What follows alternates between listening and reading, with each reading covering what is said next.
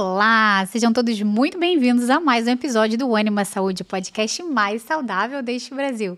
Nosso objetivo é trazer para vocês semanalmente informações confiáveis através de profissionais altamente qualificados, porém com valores e propósitos muito bem estabelecidos. Eu sou a doutora Vanessa Vinck, a sua anfitriã, junto com... Dr. Diogo Vinck, espero vocês todas as quartas no Ânima Saúde. E o tema de hoje é um tema bom, hein? Muito bom, muito bom. E a especialidade também, né? E a médica também, porque eu já dei spoiler. Hoje a nossa convidada é uma médica. E ela é especialista, da especialidade, é muita coisa aí, hein? E vai ser um assunto bem legal. Acho que você já pode começar a encaminhar esse episódio nos grupinhos de WhatsApp, nos grupinhos da escola, porque hoje nós vamos falar com uma médica cardiologista. E o assunto será sobre o coração e o esporte, obviamente avaliando também o estilo de vida. A nossa convidada, ela é autora de um livro, olha que legal, Precisamos Falar sobre Saúde, um guia prático de como prevenir as doenças cardiovasculares, católica, casada com Márcio, mais conhecido como Marcinho. Né, não, Di? Grande Marcinho. Mãe do João Gabriel e da Catarina. Seja muito bem-vinda, Érica Vidal, ao nosso episódio de hoje. Obrigada, gente, pelo convite. É um prazer muito grande estar aqui com vocês, falando do que a gente gosta, sobre estilo de vida, sobre espiritualidade, que é fundamental nesse espírito de vida, nesse estilo de vida.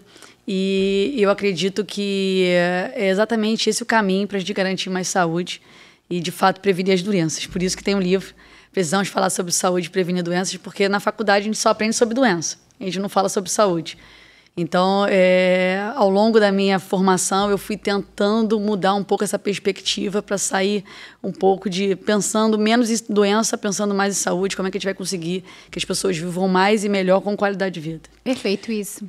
E a pergunta que você queria começar você fez cardiologia, clínica no Fundão, cardiologia, né? Não, na verdade eu fiz clínica no Hospital da Lagoa. Na Lagoa.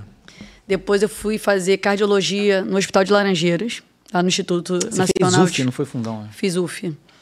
E aí fiz cardio e eu sempre gostei de exercício. Desde a época da faculdade eu tentei sair um pouco dessa área. Falei, preciso estudar cardiologia de outro jeito. Então só estudo exercício. Era isso que eu ia te perguntar, o porquê, exatamente, aonde que virou a chave, né? Porque a minha dúvida é, na cardiologia, como qualquer área hoje, todo mundo fala, óbvio, estilo de vida, ok. Sim. Mas em algum momento...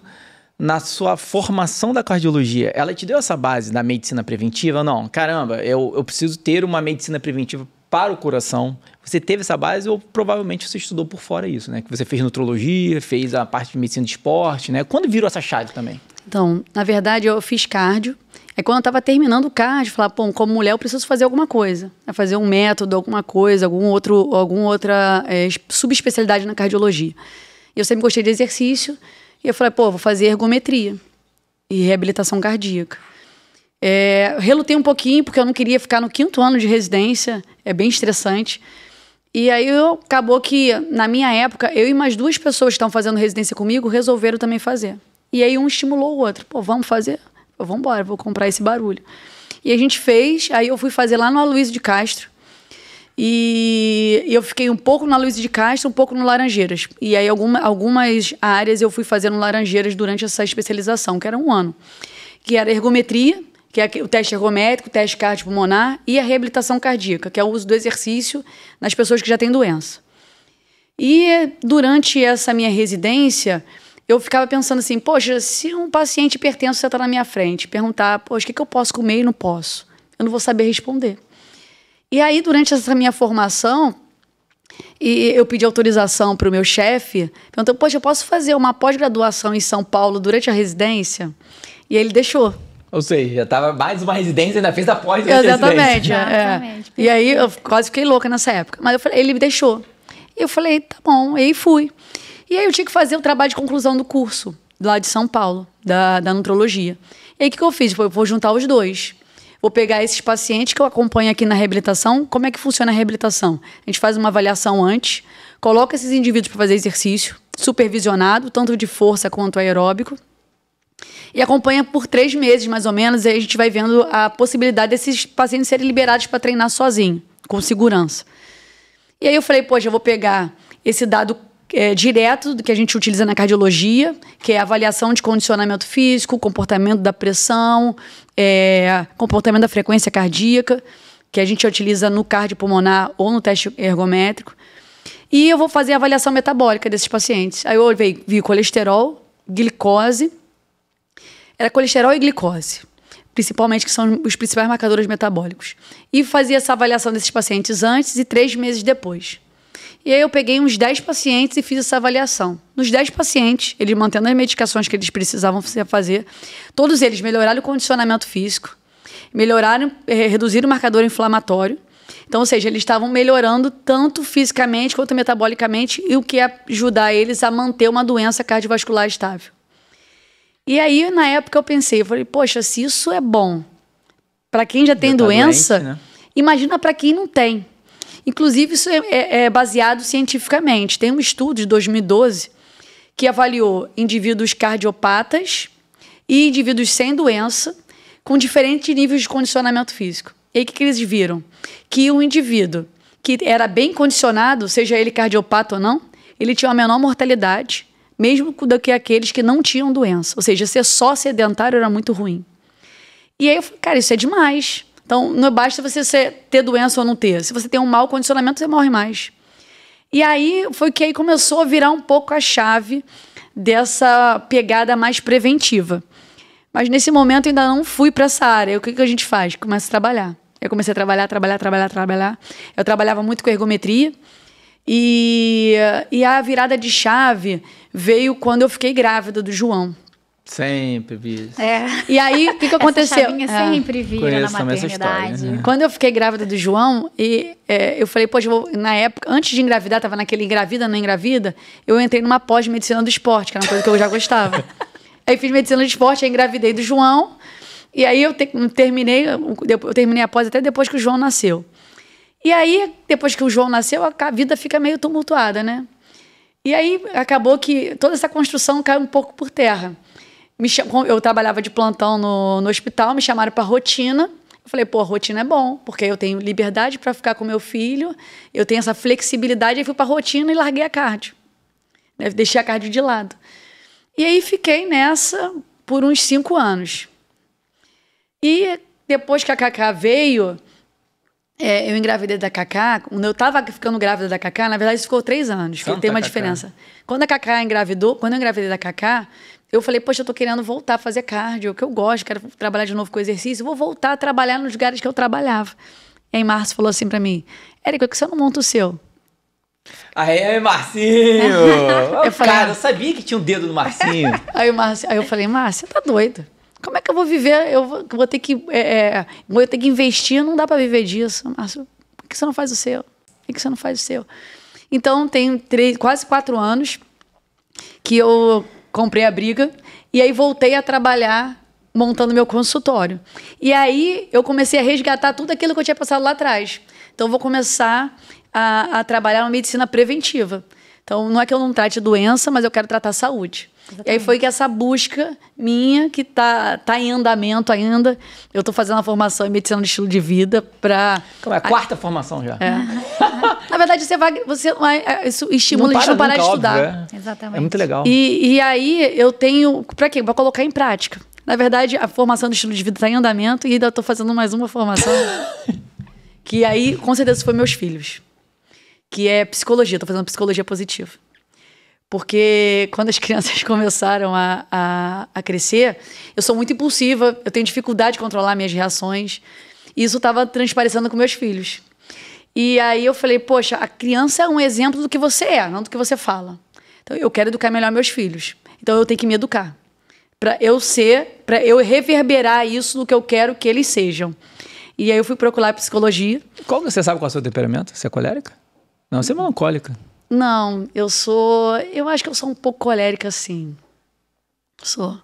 E aí, eu comecei a fazer isso, e isso tá reverberando no meu consultório.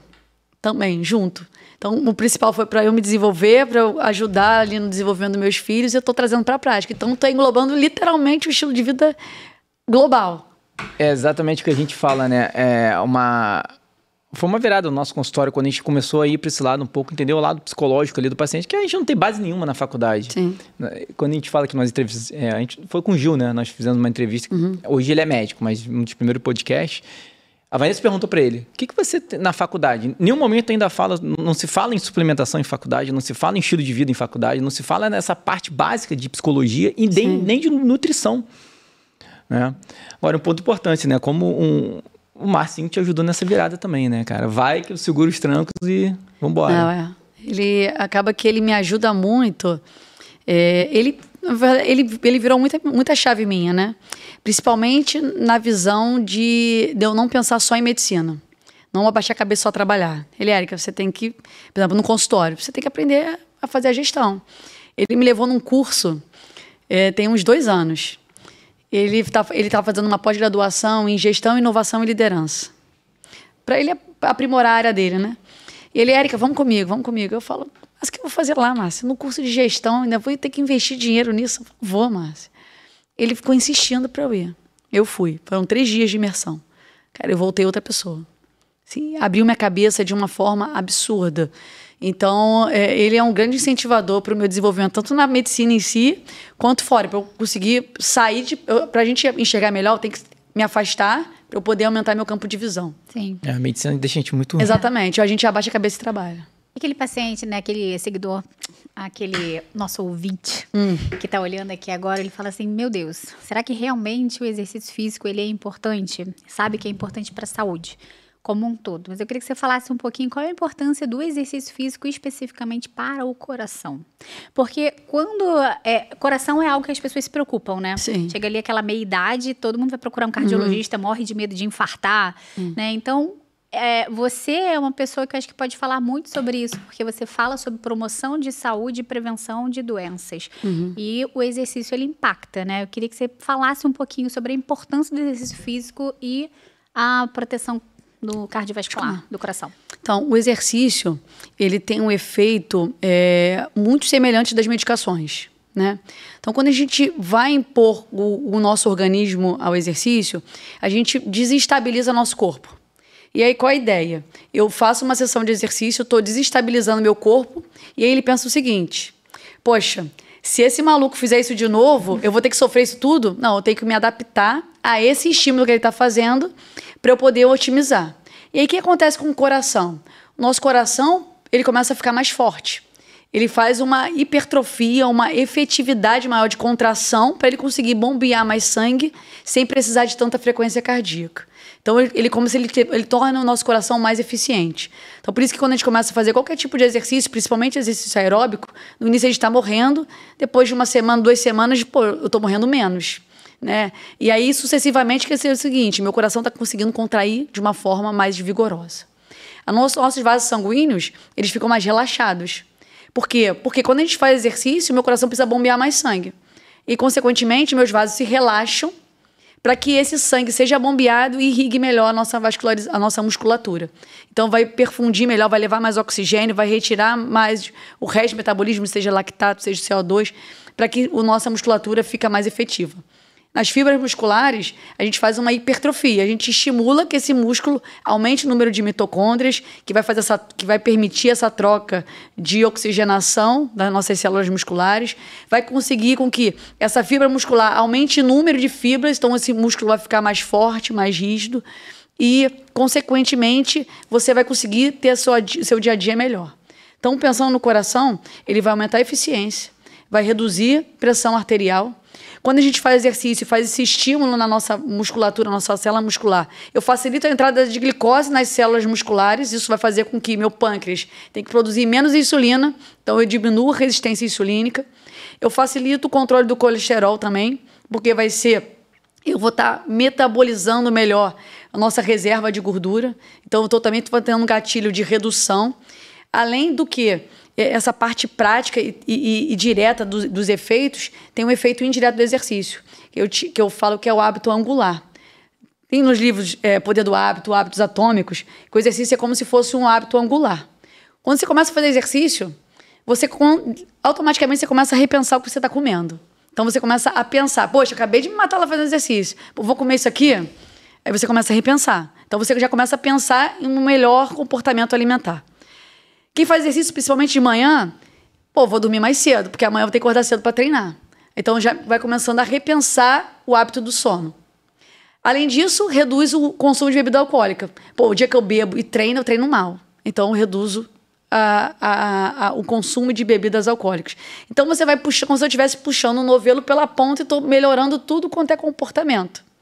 E aí você vai se inserindo, as pessoas que estão efetivamente engajadas, seja num grupo de corrida, seja num grupo de ciclismo, natação, você vai começando a ter um comportamento do teu ambiente. Você vai começando a se relacionar melhor as suas conexões sociais. Então, eu vejo o exercício não só como efeito direto na saúde, mas também todo ao nosso redor em relação aos comportamentos. Você vai puxando o estilo de vida. Não, e é feito como uma medicação, né? Mesmo. Né? Não, exatamente, age como, atua como, é bem similar, como você falou. Mas, por exemplo, o que você acha que é o grande empecilho? Porque as pessoas, elas têm preguiça, né? Na maioria das vezes, de fazer o próprio exercício físico. E sempre fica por último. Até a alimentação eles tentam melhorar antes mesmo do exercício físico. Qual que você acha que é o que mais impede a consciência mesmo, de conscientizar as pessoas da importância do exercício físico? Para mim, o principal motivo é que as pessoas alegam, que são desculpas que a gente dá pra gente mesmo. Não tem tempo. É falta de tempo, né? Então, acaba que a gente fala, não tenho tempo para botar exercício, eu tô super cansado, se eu fizer exercício eu vou ficar mais cansado ainda. Que não é realidade, né? E as pessoas não se permitem introduzir e ver o benefício que o exercício faz na vida. Quando a gente vai conversando com os pacientes, o exercício tem impacto na saúde cardiovascular, na nossa saúde mental absurdo, controle de estresse, controle de ansiedade. Então, a ideia que eu tento trazer para o paciente, a pessoa pergunta, há quanto tempo eu tenho que fazer de exercício físico para ter saúde? Né? O que está preconizado pela Organização Mundial de Saúde é pelo menos 150 minutos, 300 minutos idealmente, mas pensa, uma pessoa que não tem tempo, não faz nada, vai falar 150 minutos, a pessoa, não consigo, impossível. Então, o que eu falo com meus pacientes é o seguinte, começa o mínimo que é possível para você. Começa 10 minutos. Doutora, 10 minutos vai fazer diferença, vai. Porque a primeira coisa que a gente precisa entender é o hábito. Eu preciso organizar minha agenda e colocar o exercício na minha rotina. Perfeito. Eu boto. Então, tinha uma paciente que falava assim para mim, doutora, eu não consigo fazer exercício, e ela era muito religiosa. Eu falei, você reza o terço? Ela reza. Eu falei, então você vai caminhar rezando o terço. Boa. Então, em vez de ficar parada, você vai rezar o terço caminhando. Já são 15 minutos andando, no Exatamente. mínimo. Então, você vai caminhar. E aí ela falou, poxa, doutora, eu consegui. E eu falei assim, eu não quero exercício com o objetivo de performance, não. Exercício para você poder se movimentar, sair um pouco desse comportamento sedentário e começar a se movimentar. Porque conforme você vai se movimentando, você vai mostrando para o seu corpo, como se você desenferrujando o teu corpo, e aos poucos você vai progredindo na intensidade até você chegar no ideal. E então, o corpo vai pedindo mais, né? Exatamente. Intensidade ali. Isso é muito legal que você falou. A gente fala sobre o plano de vida que a gente monta para o paciente, né? Agora, mais uma vez, é algo que é individualizar o tratamento. Porque é muito fácil. Todo mundo sabe o que é viver bem. Dormir bem, comer, fazer atividade física e gerenciar o estresse. Mas é uma função nossa como médico fazer o que você faz. O que eu digo aqui, a gente fala como plano de vida, é o que você faz, é um plano de vida. Me passa teu histórico todo. Que horas você acorda? O paciente que acorda 7 horas, acabou, já me deu brecha. Você vai ter que acordar 6 horas para treinar, entendeu? Horário, que horas você almoça? Cara, tira meia hora do teu almoço. Faz uma caminhada, faz uma, enfim, musculação, alguma coisa. Então, como é importante individualizar e entender também, não adianta você pegar um idoso, sei lá, de 60, 70 anos, obeso, pedir pro cara malhar, sair fazer um monte de coisa. Você tem que, é uma obrigação do médico conquistar esse paciente. Isso é importante, né? O que você faz, né? E quando você introduziu isso, a adaptação, né, desses pacientes ficou muito mais fácil, né? De aderirem ao tratamento até. Eu acredito muito na conexão e na empatia, né? Você fala assim, o que você faz? Eu acordo 5 horas da manhã, eu treino, leio, vou trabalhar. Eu falo assim, isso aqui é impossível para mim. Então, eu não posso impor ao outro o que eu faço, o que é muito fácil para mim e prático. Então, eu tenho que entender o outro. Tem gente que acorda cedo, tem que levar as crianças para a escola, volta à tarde. Que horas que esse cara vai introduzir o exercício?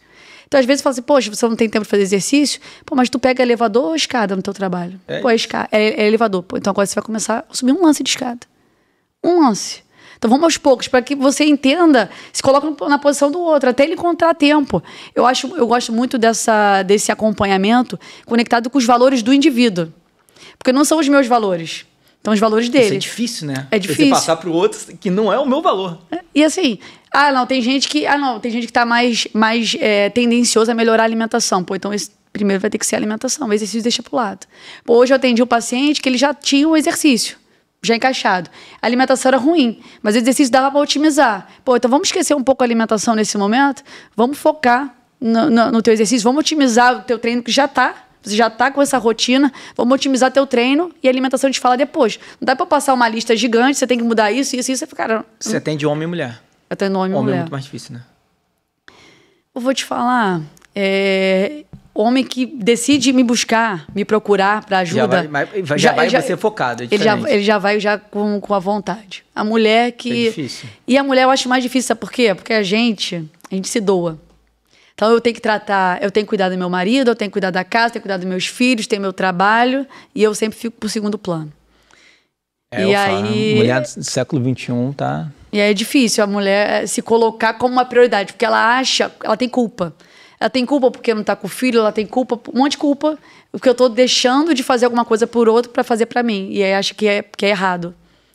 E aí acaba que eu acho mais difícil a mulher do que o homem. E o atestado médico? É necessário ter atestado médico para fazer exercício físico? Tem uma idade limite, né?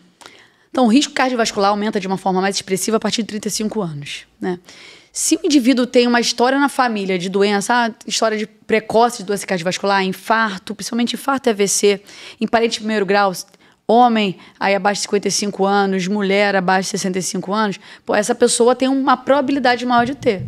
Então, acho de bom tom a gente avaliar para saber. A pressão está funcionando normal durante o exercício, durante o repouso?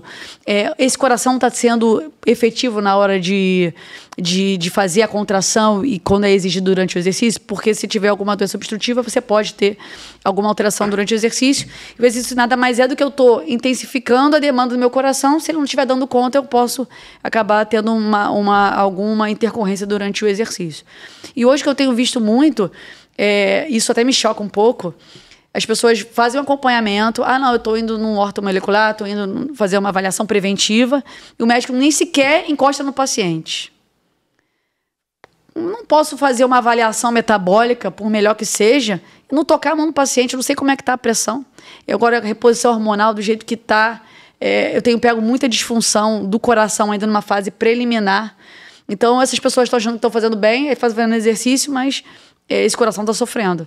Essa pressão está aumentando. Pelo hormônio que você está falando? Pelo hormônio, testosterona. Pela testosterona, mal Tá, indicado. uso abusivo, E você consegue ver isso no exame? Então, tem 2 grandes exames que a gente consegue ver antes de ter manifestação clínica, antes de ter sintoma. Nosso coração, ele não contrai... pensa numa toalha. Eu fiz até um vídeo recente sobre isso. Pensa numa toalha. Se eu pegar a toalha e espremer, vai sair uma quantidade de água. Se eu pegar a toalha, espremer e torcer, vai sair muito mais. Então é assim que o nosso coração contrai. O nosso coração não contrai assim. Nosso coração contrai rotacionando. Ele rotaciona, ele entorce a ponta para poder jogar o sangue para a aorta, né, para irrigar nosso organismo. Então, a primeira coisa que perde, quando utiliza anabolizante, antes de você olhar num eco convencional e ver falta de função ventricular, ele perde a torção. E aí, quais são os 2 exames que a gente vê isso? Que não está acessível para todo mundo. Ecocardiograma com strain, que não é preconizado pelo rol, e aí não está liberado pelo plano de saúde, então tem que ser particular, e o cardiopulmonar. O cardiopulmonar, quando eu coloco aquela máscara, eu vejo tudo de oxigênio que aquele indivíduo está consumindo e gás carbônico que ele está produzindo. Então, cada aumento de intensidade, estou vendo se esse coração está conseguindo contrair de uma forma efetiva. E aí, quando a gente tem anabolizante, o que a gente vê? O coração ele tem que contrair e aumentar progressivamente a quantidade de sangue que ele está bombeando, o débito cardíaco. Então, quando tem uma disfunção, ele não consegue, ele fica em platô. Apesar do aumento da intensidade do exercício, esse coração não consegue aumentar o débito cardíaco.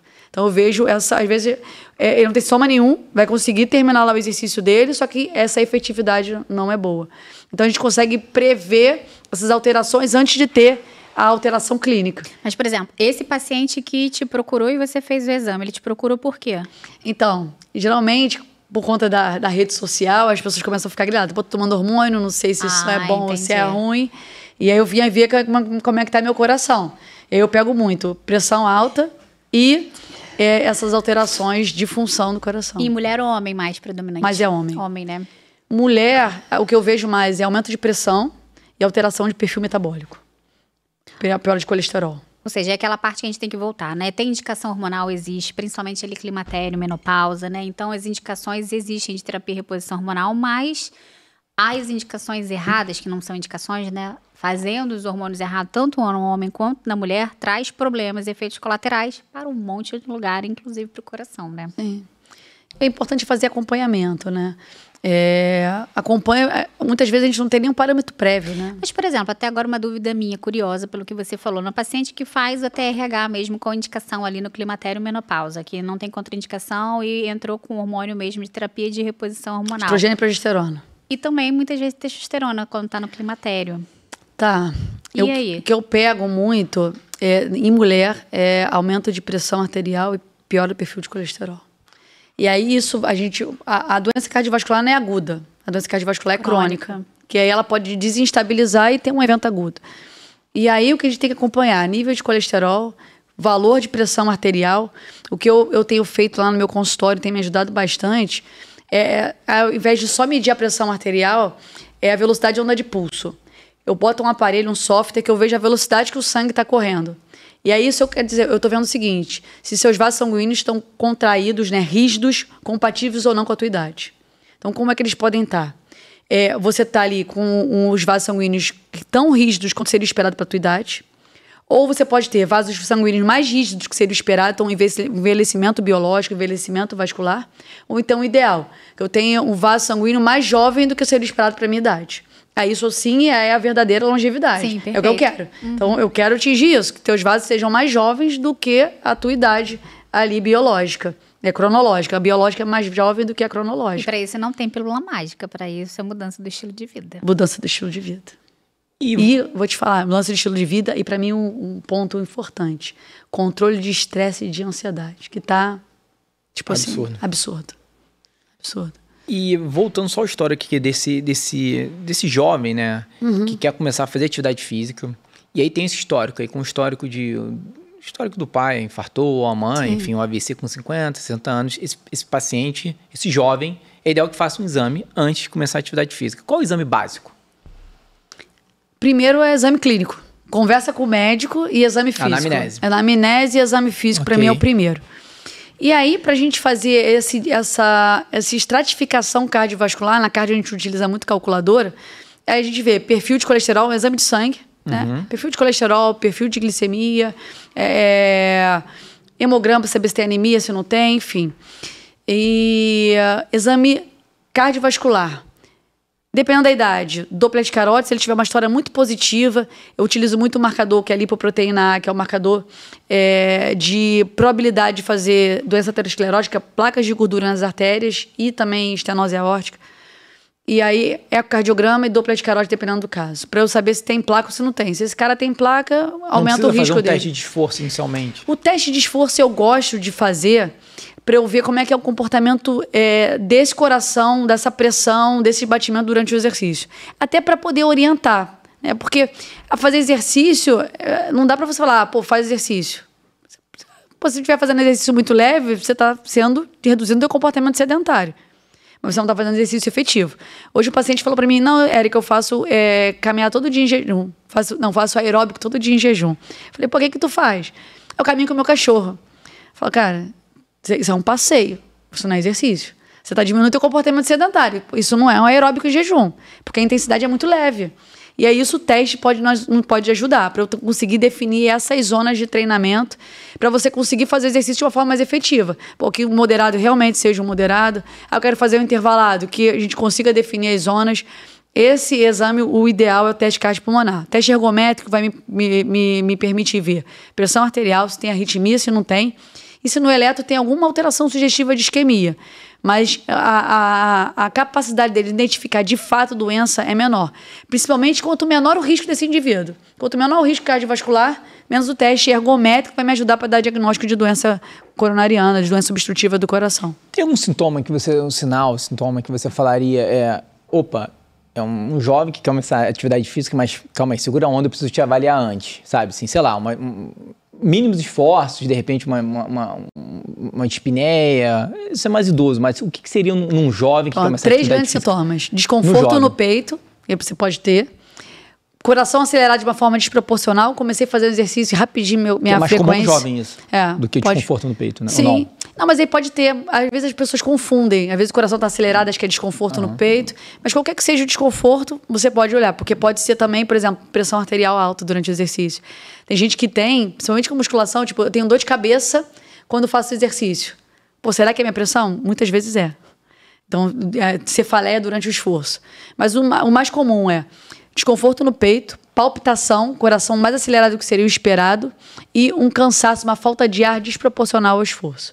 Então, esses são os 3 grandes sintomas que você pode... Não dá nem para começar devagar. Vai procurar, porque muito provavelmente, para eu saber se tem arritmia, se não tem, como é que está essa pressão, se tem alguma alteração cardíaca que a gente precisa compensar para você fazer o exercício com segurança. Eu te perguntar, qual a estatística hoje de morte cardiovascular no Brasil? 30%, né, das mortes. 30%? 30% das mortes no Brasil são doença cardiovascular. O Brasil é um dos países mais sedentários da América Latina, né? Mas se a gente juntar sedentários com depressão, olha, já juntando a parte... Até mesmo porque uma coisa tem a ver com a outra, Sim, né? é isso que eu quer dizer. Está aumentando também, quase igualando os Estados Unidos, obesidade também. Tá. Então, a tendência é só aumentar esse risco cardiovascular. E o que eu vejo hoje muito é a ansiedade está bizarro, assim, bizarro para aumentar a doença cardiovascular. Porque Qual é a fisiologia? Explica pra gente, a fisiopatologia, no caso, né? É descarga mecanismo adrenérgica, descarga do adrenérgica. estresse, porque muitas pessoas também banalizam o estresse, né? Sim. Hoje em dia a gente vive numa vida tão agitada, tão automática, que fala assim, tô estresse é normal, também tô irritada, também tenho filho, também tenho que trabalhar, sei lá, normal, o estresse é normal. Eles banalizam muito o estresse, né? Então, associam muito o comer mal, o dormir mal e o não fazer exercício, que é tudo muito importante, mas banalizam o estresse do dia a dia. Então, explica assim, numa forma que as pessoas que estejam em casa entendam que aquele estresse da vida deles pode levar a um problema cardiovascular. O estresse e a ansiedade, eles fazem com que a gente tenha aumento dos hormônios que são estimulantes cardíacos. Principalmente cortisol e adrenalina, que faz o quê? Aumenta a frequência cardíaca e aumenta a pressão arterial. Então, é como se eu tivesse toda hora ligando uma chavinha ali, despejando adrenalina e cortisol no sangue. E aí eu vou ter uma oscilação de pressão arterial, elevação da minha frequência cardíaca, alteração no meu perfil metabólico, porque estresse na parede do vaso, estresse de cisalhamento, que o sangue está passando rápido ali, está fazendo lesão no vaso, aumenta o risco de fazer depósito de gordura nas artérias. É como se eu estivesse fazendo um machucado. Bom, quando a gente machuca, cai e rala ali o joelho, começa a sangrar. E, de repente, começa a coagular. A gente faz uma casquinha. Exatamente o que acontece com o vaso. Estou lá com o estresse alto, minha pressão mais alta, meu sangue passando rápido, faço lesão na parede do vaso. E aí o vaso vai ter que ser reparado. E aí, aí começa a propiciar o depósito de gordura nas artérias. E aí você vai tendo o início da cascata de desenvolvimento das doenças cardiovasculares. Além disso, você aumenta o estado pró-coagulativo, né? Então você pode fazer trombose secundária ali ao pico de estresse e ansiedade. Então, eu acredito que os pacientes que chegam assim, poxa, doutora, eu tô sentindo esse coração acelerado, tá tudo bem? Aí você olha, pô, não tem nada. Pô, minha pressão aumenta só quando eu tô estressado. Você olha no basal, pressão normal. É normal, né? E você não pode falar pra essa pessoa e falar assim, poxa, não, isso aí é só a tua ansiedade, isso é só o teu estresse. Porque se eu banalizar isso e deixar de lado, esse mesmo indivíduo, anos lá na frente, ele vai desenvolver doença cardiovascular. Pelo teu estresse, pela tua ansiedade, ele vai acabar desenvolvendo um quadro de hipertensão arterial, de uma alteração metabólica, que isso vai levar a doença cardiovascular. Então, eu não posso banalizar e falar, não, isso é só o teu estresse, tua ansiedade, se controla aí. Então, eu tenho que tentar encontrar ferramentas para essas pessoas, porque primeiro você precisa saber qual é o gatilho, o que está te levando à ansiedade. E só isso leva tempo, né? A consulta não é rápida. Não é uma consulta de então 10 você minutos. precisa... Eu gosto muito da educação do paciente. Não adianta só eu saber qual é o melhor tratamento, o que você precisa fazer da tua vida. Você que precisa saber o que você vai fazer. E a gente vai achar junto esse caminho. Por exemplo, tem gente que consegue reduzir um pouco o nível de estresse e contato com a natureza. Pô, então vamos tentar introduzir. O que é o gatilho da tua ansiedade? Vamos tentar identificar qual é esse loop desse gatilho para que você se reconheça, você tenha esse autoconhecimento. Eu sei que se eu for por esse caminho aqui, eu sei para onde vai dar meu nível de estresse e minha ansiedade. Pô, será que a gente pode substituir isso por outra questão? Porque esse autoconhecimento é fundamental para eu saber até onde eu posso ir, entender que muitas vezes o motivo de estresse e de ansiedade são o que as outras pessoas fazem que não está no nosso controle. Então eu tenho estresse e ansiedade por coisas que não estão no meu controle. Ou seja, estou sofrendo à toa. Então, você trazer essa autoconsciência para as pessoas é fundamental. E isso vai levar um tempo. E até você vai precisar de uma terapia? Vai precisar de uma terapia. Mas eu acho que a gente precisa educar essas pessoas, esses pacientes, para entender que isso não é normal. E a vida espiritual entra num ponto fundamental aí, né? Você tem abordado isso com seus pacientes? Muito. Você sabe que tem estudos mostrando que a espiritualidade... Agora a gente não tem nem o que falar, né? Porque existem estudos identificando isso e mostrando. Estudos robustos, né? Então não é nem alguma coisa aleatória de gente católica, por exemplo, né? Não, é espiritualidade. Exatamente. E aí pode ser qualquer que seja a religião. Então uma conexão, uma transcendência é fundamental. E tem estudo mostrando redução de pressão arterial, redução do nível do perfil metabólico, melhora de câncer, porque a pessoa que tem uma espiritualidade mais fortalecida, ela enfrenta melhor, tem um sentimento positivo maior, reduz aqueles sentimentos negativos que são também inflamatórios, que vão perpetuar o quadro inflamatório e podem piorar o desfecho. E a espiritualidade é muito associada com propósito de vida e satisfação de vida, né? Resiliência emocional, saber lidar com os problemas que vão acontecer, a gente não está livre de ter problema. E então estuda cientificamente comprovado que a espiritualidade é um dos componentes do estilo de vida e ele não pode ser menosprezado. Faz parte do gerenciamento de estresse, né? Uma das coisas que a gente usa bastante também é o conhecimento do temperamento. Parece uma pequena bobeira, mas não é, porque muitas pessoas elas não se autoconhecem, elas não sabem nem, por exemplo, como você falou ali, chega estressado. Por que você está estressado? É tanta coisa ali acontecendo que às vezes ela não consegue nem falar, porque isso inclusive é uma pergunta que eu faço dentro do meu consultório. Qual é o seu ápice no momento que mais te estressa? É família? É o trabalho? É a relação com o marido? Com os filhos? O que está acontecendo? É tudo. Sabe? Ou então, não sei dizer alguma coisa específica, mas eu tô muito estressada. Não sabe aquele ponto, porque obviamente pode ser tudo, pode ser uma rotina, mas existe sempre alguma coisa que tá te deixando mais incomodada naquele momento, né? Então, essa falta de conhecimento eu uso muito com os temperamentos, porque é algo que eu acho que começa também, né? A você entender um pouquinho como que você se comporta no mundo, né? Porque o temperamento, ele é mineral, é genético. Você tá ali, é diferente das camadas das personalidades, né? Você nasce com aquele temperamento. Não quer dizer que você vai ser aquilo ali para sempre ou que aquilo ali é um motivo de você ser X ou Y. Mas são as suas inclinações, positivas e negativas, é conforme que você se expressa no mundo, né? E aquilo ali é mineral, você nasceu assim, né? As personalidades, você vai mudando as camadas de personalidade ao longo da vida.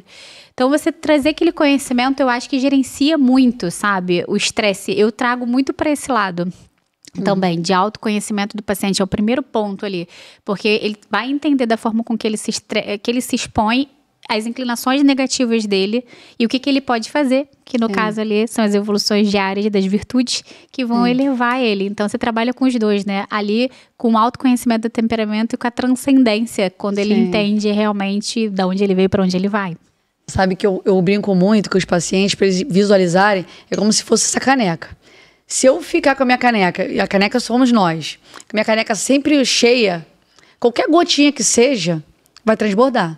E aí hoje um paciente falou pra mim assim, não, Érica, eu tô brigada com a minha esposa, por isso que ela não veio na consulta comigo. E aí, por que você brigou?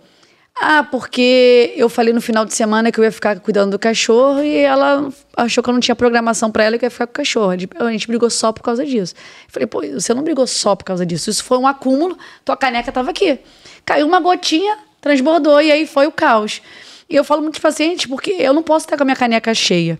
Eu tenho que ter válvula de escape. E aí vem o exercício, vem a espiritualidade, vem a conexão com a natureza, as conexões sociais. Então eu preciso ter válvula de escape porque não vai parar de ser problema. E aí só que se minha caneca não estiver transbordando, eu vou conseguir manejar melhor. Posso até sair um pouquinho ali de mim, mas rapidamente eu vou voltar a me centrar e vou me reconectar comigo mesmo, porque senão a gente vira explosivo. É uma pólvora, qualquer fiasquinho vai explodir. E a tendência só piora isso, porque a gente vive hoje uma sociedade que não sabe sofrer. Né? Tudo muito na mão e qualquer coisinha há um estresse enorme, porque as pessoas não sabem sofrer, porque é tudo muito fácil. Eu brinco com a Luísa, minha filha, que é a molezinha que a gente vive hoje, né? A princesa Isabel morava, era uma princesa que tinha de carroça lá para Petrópolis. Hoje todo mundo tem ar-condicionado, tem carro. E isso, além das pessoas não fazerem exercício físico em relação a essa questão de se mexer ali, mas também tem tudo muito fácil. Então as pessoas se estressam por mínimos detalhes também. Isso é um grande problema. Aproveita e faz a propaganda da caneca aí. Isso que eu ia falar, gente. Olha, já que a Erika falou da canequinha, eu quero saber se vocês já adquiriram a canequinha. Olha aqui, ó. Eu sempre faço errado. Olha o QR Code aqui da canequinha. Para vocês tomarem água com a gente assistindo o Ânima Saúde, podcast mais saudável deste Brasil. Você já adquiriu? A nossa água fica até mais gostosa aqui, ó. Água benta. E aí você toma com a gente aqui, ó, com todos nós diretamente aqui. do santuário. Marca a gente. E por falar em marcar, eu quero que vocês comecem a seguir o novo YouTube do canal Ânima Saúde, que é Ânima Saúde Podcast, tá? Então começa a seguir a gente, porque é muito importante pra gente chegar em mais lugares, tá bom? Curta, compartilha, deixa aqui seu comentário. Érica, falando em exercício, vou trazer para minha parte da urologia agora, né? Eu foco muito em exercício de força.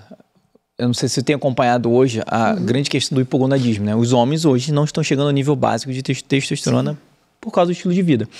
E um grande pilar da testosterona, além do sono, é músculo, ganhar músculo. Então, o que eu mais recebo é o paciente de 25 anos querendo engravidar, com síndrome metabólica, fora do peso, com testosterona baixa. A primeira coisa que eu falo, você tem que fazer musculação. Esse é um ponto importante em relação à testosterona. Trazendo para o coração. E aí, qual é o melhor exercício? Aeróbico, musculação, os dois. Eu queria que você resumisse bem isso aí. Então, na verdade, são os dois, né? Quais são os grandes marcadores para a gente ter uma boa saúde muscular e cardiovascular, né? Para o coração mais saudável. Condicionamento físico. Eu tenho um bom condicionamento físico para minha faixa etária. Então, como é que a gente vê isso? VO2, que é como se eu estivesse medindo o teu condicionamento físico. A gente faz isso através de teste ergométrico e cardiopulmonar. Então, aquele que faz com a máscara? Aquele com a máscara, eu faço uma medição direta. Então, eu estou medindo exatamente o teu condicionamento físico, que é o consumo de oxigênio. Quanto o seu organismo está consumindo de oxigênio, quanto o máximo é exigido.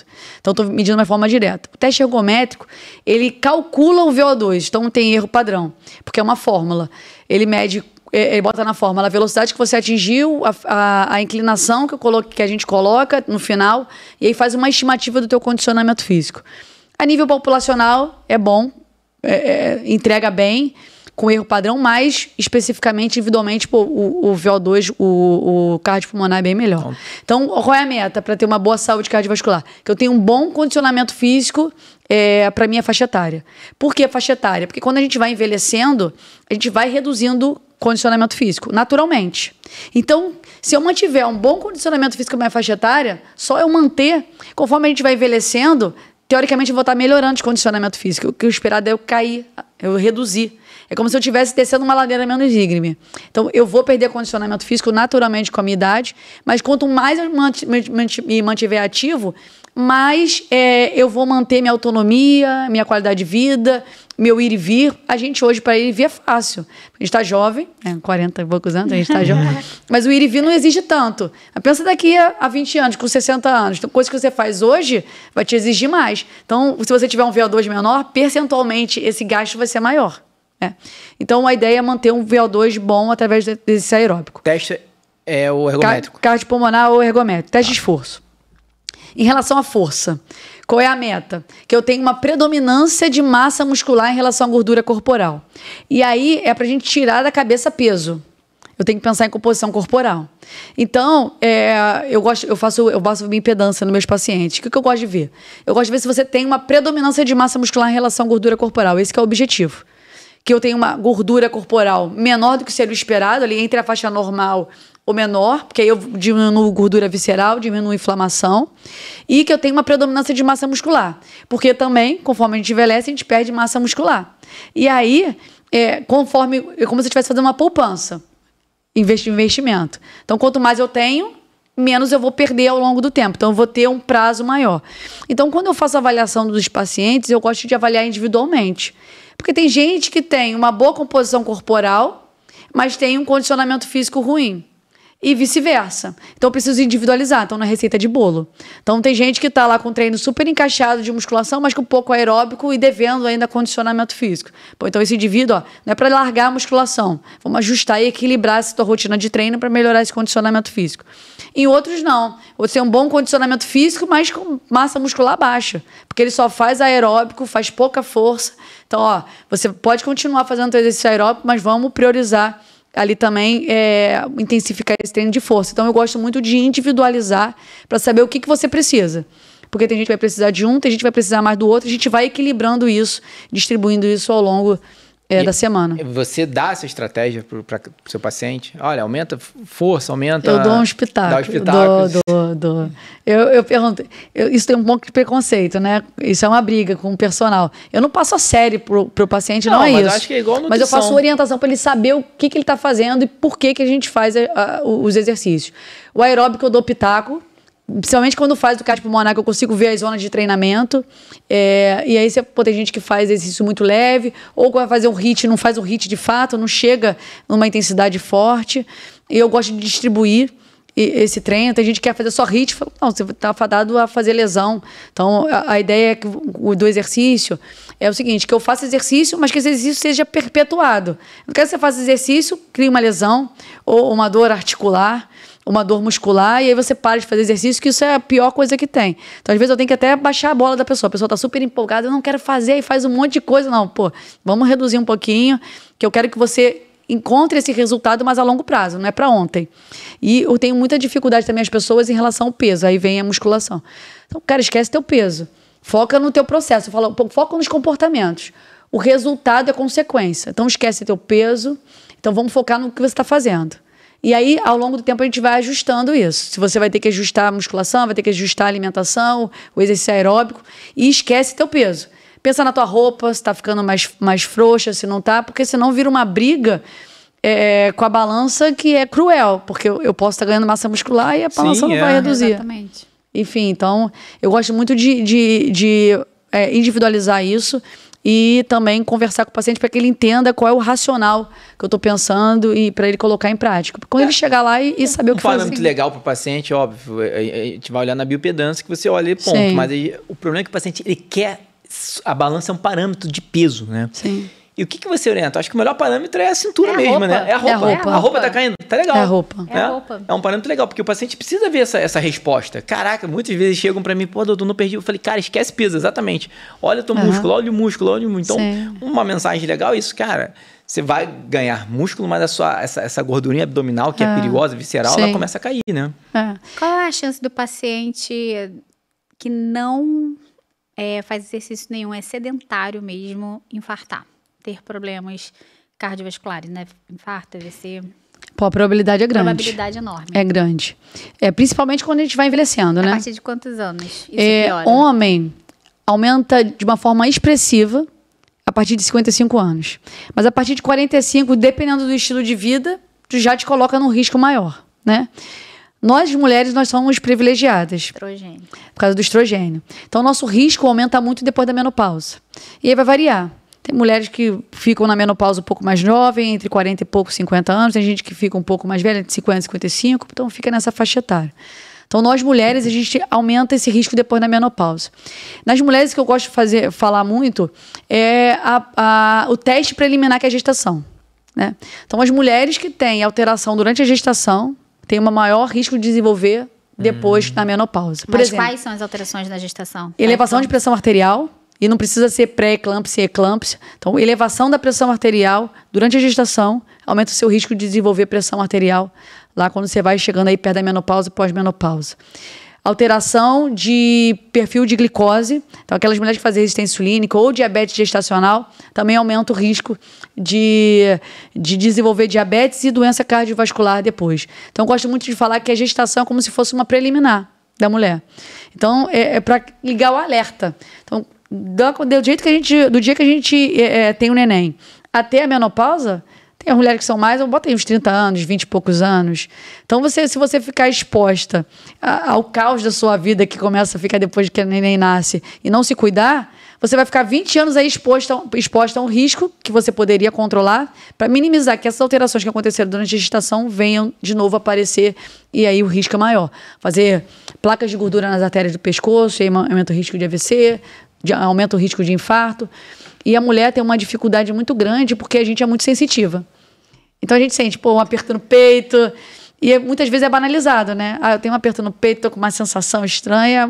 Isso aí é teu estresse, isso aí é tua ansiedade. Você tá nervosa, é muito estressada. E a gente acaba banalizando. Então a gente não pode banalizar esse sintoma das mulheres, porque são sintomas específicos, mas que de fato podem se apresentar como doença de verdade mesmo, né? Então a gente precisa valorizar qualquer que seja o sintoma. Não é nada mesmo? Aí sim a gente foca no estresse, na ansiedade e aborda de uma forma diferente. E lembrar, mandar uma mensagem aqui, qualquer dor, né, no peito, e ir para uma emergência, né? Enfim, não deixar isso passar, porque existe um tempo importante para avaliar isso, né? E existe algum horário mais específico? Qual o melhor horário para fazer atividade física que você indicaria? O melhor horário para fazer exercício é o horário melhor para você, né? Com algumas ressalvas. Tem gente que tem o hábito de acordar mais cedo e dormir mais cedo, então essa pessoa automaticamente vai gostar de fazer exercício se ela tiver essa viabilidade de fazer de manhã. Eu particularmente gosto muito porque no final do dia eu não sou ninguém, então eu só quero dormir, então eu não rendo bem no treino, mas isso é uma individualidade minha. Tem gente que rende mais à noite, né? E aí qual é a questão à noite? Do cuidado, para se não interferir no sono. Porque tem gente que faz exercício e aí fica acelerado, e aí fica uma dificuldade de dormir. Então, faço exercício à noite, mas impacta negativamente no meu sono. E aí isso vai ter que ir sendo tateado e identificado individualmente. Principalmente aqueles que usam pré-treino antes do exercício, que aí vai acelerar mais, aí tem um pré-treino junto com o exercício, não vai dormir. Vai voltar, a cabeça vai estar pilhada, então não vai conseguir relaxar. Então, o grande adendo do exercício à noite são para as pessoas que têm uma hipersensibilidade do sono e acabam gerando insônia, dormindo mais tarde. Muitas vezes as pessoas têm horário para acordar, então você encurta o período do sono e isso é prejudicial. Mas também tem que ver com a realidade, né? Então é melhor fazer à noite e dormir um pouco mais tarde do que não fazer? É melhor. Enquanto isso, você vai repensando que você vai precisar usar outras estratégias, encontrando um horário para equilibrar a vida e conseguir fazer exercício no melhor horário. Eu confesso que eu sempre tento forçar, primeira mensagem, fazer o horário que der, mas assim, eu sempre tento forçar os meus pacientes a fazerem de manhã. Né? Fisiologicamente, melhor, né? Eu jogava futebol segunda-feira, inclusive chamei o Márcio para jogar. Não jogo mais, na verdade. Cara, começava 8 horas, terminava 10. Eu ia dormir 3 horas da manhã, impossível. Não dá. Tem alguma gente que dorme cedinho, né, amor? Não dá. Agora é 9h30. Se eu pudesse, 8 horas eu já dormia. A gente também. Só que as crianças ficam naquela... 9 horas elas dormem, durmo junto. Lá em casa dorme todo mundo 7h30, as crianças. Então, 8 e pouco. Ontem a gente dormiu cedinho, né? 8h30. 8h30. Nosso horário, 9 horas. É isso que eu gosto. Agora, fala um pouquinho pra gente sobre aquecimento e alongamento. É importante antes da musculação? A musculação, o ideal é a gente do exercício físico. Do exercício, o ideal é a gente fazer o aquecimento específico, né? O aquecimento é como se eu fosse ligar aquele carro a álcool. O que acontecia quando a gente ligava o carro a álcool e saía? O carro vai morrer, né? Então, a ideia do exercício, fazer o aquecimento, é para eu poder lubrificar as articulações, que chegue mais sangue, esse coração, vamos começar a fazer exercício, comece a bombear mais sangue, chegue mais sangue nessa articulação, essa articulação mais aquecida, mais lubrificada, para que eu possa fazer o exercício imprimindo uma intensidade maior e progressiva. Então, o racional do aquecimento é esse. Tanto aeróbico, quanto de força. Então, de força, você aquecer lá fazendo o cardio, tudo bem, você vai estar acelerando ali teu coração, melhorando um pouco a perfusão, mas o ideal, antes que você pegar a carga, você faça o aquecimento específico ali da tua musculatura, para não aumentar o risco de lesão muscular e articular. E o aeróbico, você faz o específico lá, em relação ao treino aeróbico, você ir aquecendo. Por quê? Porque se eu começar o aeróbico sem aquecer, é como se eu estivesse exigindo mais do que meu coração está adaptado naquele momento. E aí meu coração acelera. E aí eu começo a gastar muito carboidrato para poder me sustentar. Reserva de glicogênio muscular rapidinho vai embora.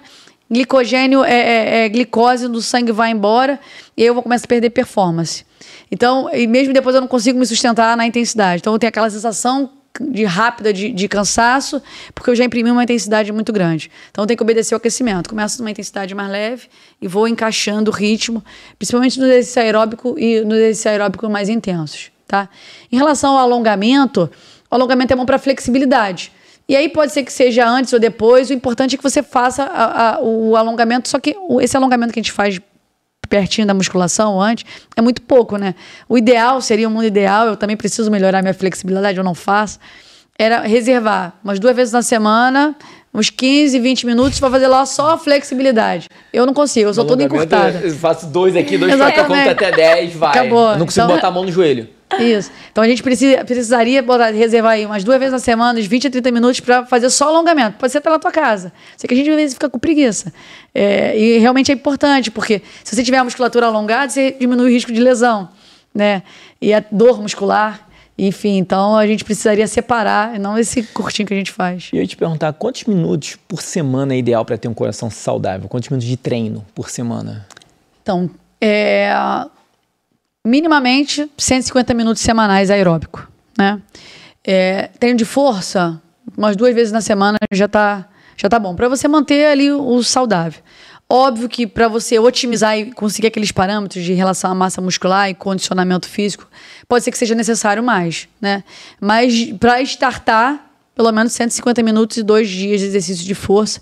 E aí a pessoa que não faz nada é treino de força multiarticular. Quanto mais musculatura você pegar, você não precisa treinar aquele músculozinho específico. Quanto mais o músculo... Grupamento maior, melhor, mais efetivo, para você ir otimizando a tua composição corporal. E é legal, o homem não gosta de malhar perna, né? Perna tem músculo pra caramba. Cara... Quer mudar a composição corporal, homem principalmente, cara, malha a perna. Eu falo isso porque a musculatura da cintura para baixo é infinitamente maior do que a cintura para cima. E você não vai crescer mais. Eu falo, os pacientes que o testosterona baixo, vai malhar perna. Malha perna. Mas tem preconceito, né? Preguiça. Tem. E cansa pra caramba malhar perna, por isso que o pessoal não gosta. E qual é o nível de frequência ideal, frequência cardíaca, durante o exercício? Então, para ser esses 150 minutos semanais, seria em torno de um exercício moderado, né? E aí, como é que a questão do valor? Não existe um número mágico de frequência cardíaca porque a frequência é individual, né? Então, no geral, a gente utiliza os 60% a 75% da frequência cardíaca máxima, né, teoricamente, que a gente utiliza aquele 220 menos a idade. Só que esse número não é confiável. Por exemplo, eu tenho 42 anos. Não são todas as pessoas, homens e mulheres de 42 anos, que vão ter a mesma frequência cardíaca máxima. E dependendo do meu nível de condicionamento físico, o que é moderado para mim é diferente do que é moderado para uma outra pessoa, que é mais condicionada ou que é menos condicionada. Então, eu sei que isso é ruim para você orientar os pacientes, mas o ideal, se eu quiser uma receita de bolo aqui, faço o exame, vejo suas zonas de treinamento e prescrevo. Mas para a população em geral, de 60% a 75% daquele, teoricamente, 220 menos a idade, você já começa a fazer. E o que é legal, quando você vai orientar a pessoa a fazer um aeróbico, a pessoa fala, eu quero fazer um moderado. Poxa, mas eu não corro, eu não consigo correr. Como é que eu aumento a intensidade sem ter que correr? Porque eu não consigo correr 1 minuto. E aí o que eu oriento meus pacientes é o seguinte, inclina a esteira, que você vai conseguir manter uma velocidade mais baixa, aumentando a intensidade, então você vai fazer um exercício moderado. Inclinar a esteira é uma possibilidade. Ou fazer bike, que aí bota um pouco de carga. Aí a bike você vai ter que botar carga porque a bike é mais leve do que você caminhar. E para quem tem a chance e a oportunidade, caminhar na areia. Que você vai aumentar a intensidade sem ter que aumentar a velocidade, sem ter que correr. Então são estratégias que a gente utiliza para aumentar, chegar aí no moderado que a gente quer, sem correr porque a pessoa não consegue. Não, quero começar a correr. Começa intercalando. 30 segundos correndo, 1 minuto e meio, 2 minutos caminhando.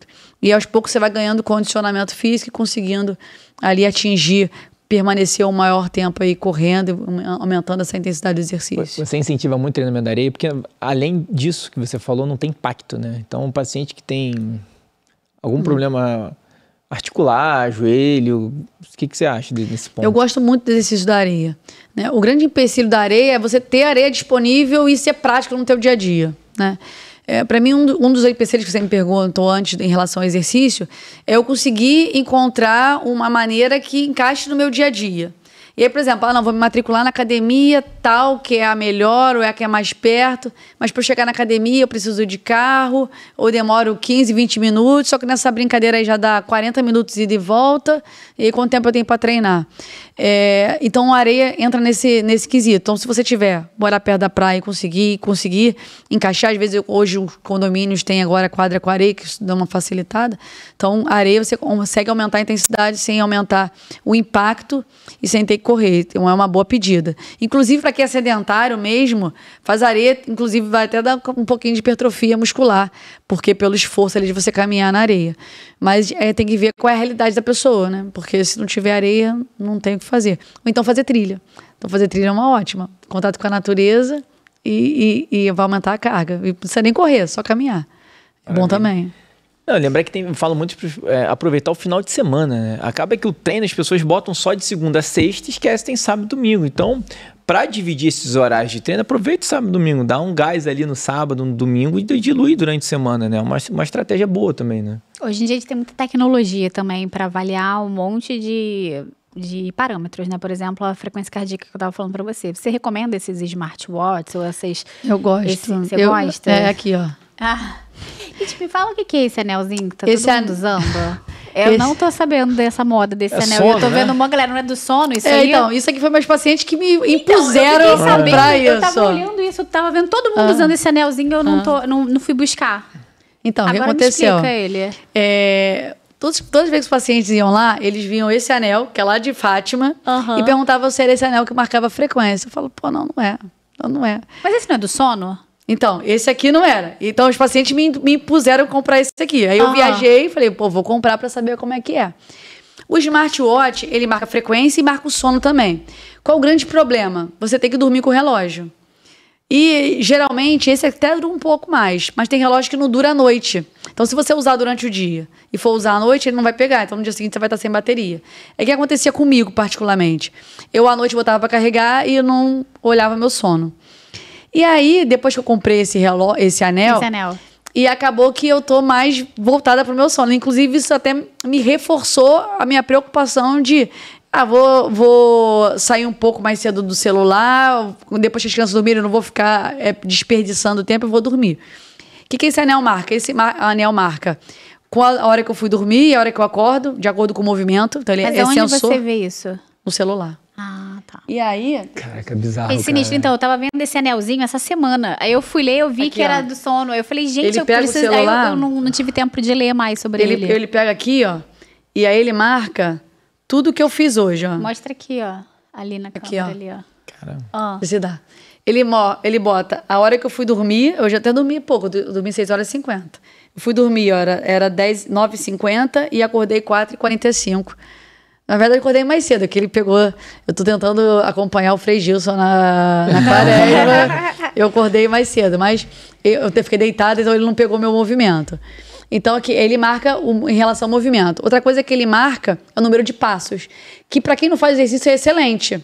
Por exemplo, eu não consigo fazer exercício, marca o número de passos. E esses smartwatches, eles já ajudam isso. E aí, uma pergunta, qual a quantidade de número de passos mínimos, por exemplo, para quem não faz nada, que seria bom? O ideal, a partir de 7.000 passos, é uma boa contagem. Idealmente, acima de 10.000 passos, né? Mas os estudos mostram que qualquer aumento já tem benefício. Então, a pessoa que olha ali, eu dou 2.000 passos, a gente geralmente hiberna. Eu acordo, vou pro trabalho, geralmente a gente vai de carro ou de transporte. Sento e fico o dia inteiro, depois eu volto para casa e sento de novo. Ou seja, a gente está hibernando o dia inteiro. Então, isso aqui ajuda, por exemplo, eu dou 2.000 passos. Vamos aumentar 300 passos. Aí eu saio de 2.300, vou para 2.500. E aí, progressivamente, eu vou aumentando isso até chegar no alvo. Se eu falar uma pessoa de 2.000 para chegar a 7, tá muito longe. E aí vem essas estratégias. Em vez de usar o elevador, usa escada. Na hora de almoçar, almoça um pouquinho mais longe se você for sair para comer. Na hora de pegar a condução, em vez de descer no ponto que é em frente ao teu trabalho, desce um ponto antes e vai andando. Ou então, antes de chegar em casa, desce um ponto antes para chegar em casa, porque aí você vai conseguir aumentar várias estratégias, hein? Várias estratégias para você. E aí isso aqui ajuda. E aí o smartwatch entrega bem. Outra coisa que ele avalia é a variação da frequência cardíaca. Hoje fala muito de variabilidade da frequência cardíaca. É o quanto minha frequência cardíaca ao longo do dia aumenta e sobe. né? Então, o ideal é que a gente tenha uma boa variabilidade da frequência cardíaca. Se eu tenho uma frequência cardíaca, se eu estou sempre agitado, estressado, minha variabilidade vai ser baixa, porque minha frequência está sempre mais alta. Então, isso aí marca nível de estresse. Ele bota aqui, ó, como equilíbrio. Ó. Se você tá...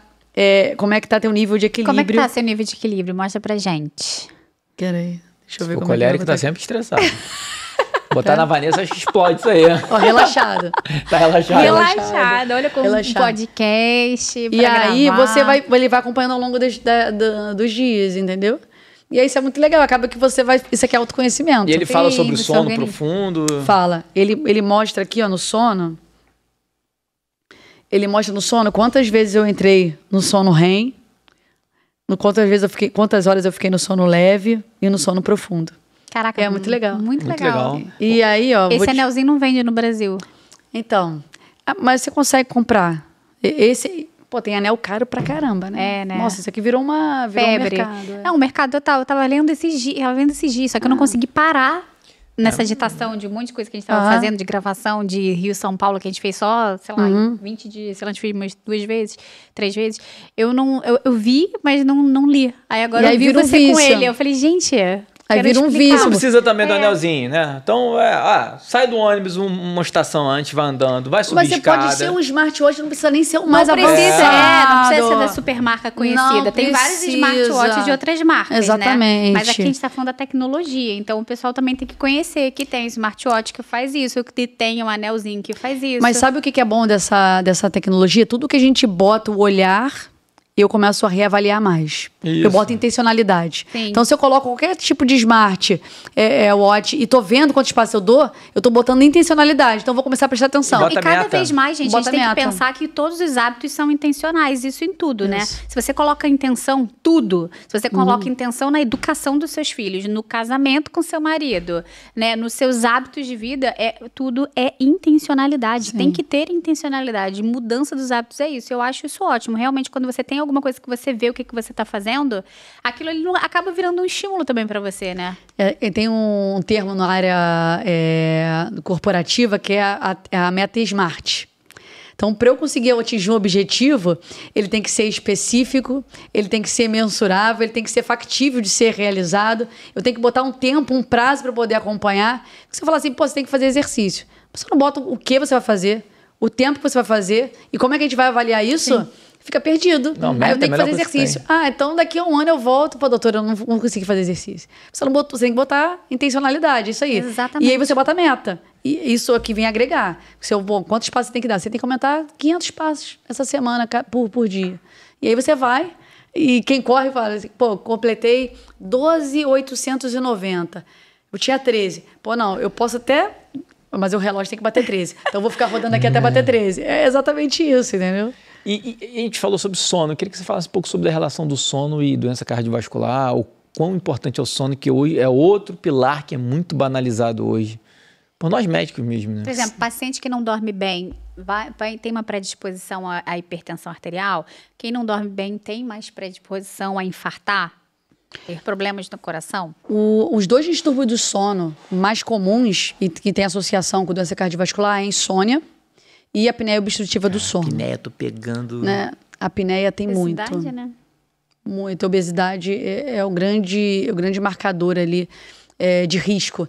Inclusive, não sei se você utiliza a avaliação da circunferência do pescoço para poder fazer essa mensuração do risco de de ter apneia. E aí, esses 2, tanto a insônia quanto a apneia obstrutiva do sono, é um gatilho muito parecido com o estresse e a ansiedade. É picos de adrenalina, principalmente a apneia do sono. O que a apneia do sono faz? A gente está lá dormindo, eu faço apneia, ou seja, eu estou com um impedimento de entrar oxigênio na minha via aérea, então o meu nível de oxigênio no sangue baixa, e aí meu sistema nervoso central fala, poxa, esse maluco tem que acordar porque eu preciso respirar. E aí ele vai, pico de adrenalina, tu vai, respira, e aí depois volta. E aí o que vê nesses indivíduos? Que ele não tem um descenso da pressão arterial, como seria o normal de um sono adequado. Então eu tenho níveis de pressão arterial mais elevados, com picos ao longo da noite. E aí isso faz com que meus vasos sanguíneos fiquem mais rígidos. Eu aumento o estresse na parede desse vaso e, consequentemente, vou estar aumentando o risco cardiovascular, tanto de depósito de gordura nas artérias, quanto piora do comportamento da pressão arterial, do perfil metabólico. Então, tem associação com piora do perfil de colesterol e de resistência insulínica. E isso acaba impactando até na disposição de você ter de fazer exercício. E é aquele indivíduo que tem uma baixa concentração, baixo foco, baixo rendimento profissional, não consegue... Baixa testosterona. Isso vai reverberando em toda a cascata da vida dele, inclusive aumentando esse risco de doença. Em relação à insônia, é a mesma coisa. Acaba que o que eu vejo muito, a pessoa tem dificuldade de dormir, tá com insônia. Por quê? Geralmente, a cabeça não para.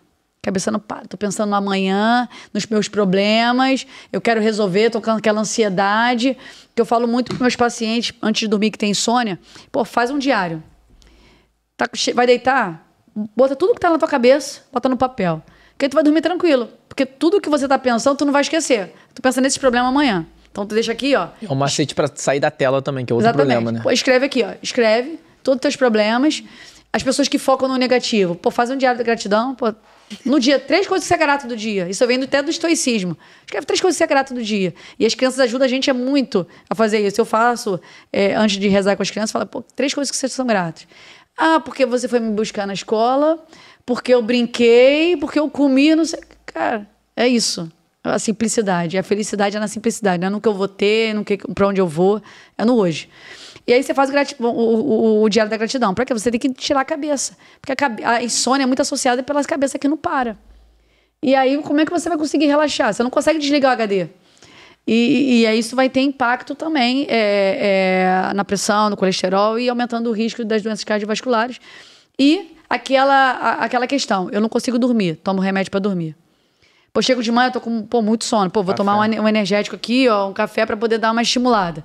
E aí você tá achando que tua cabeça é o digitor, eu ligo e desligo.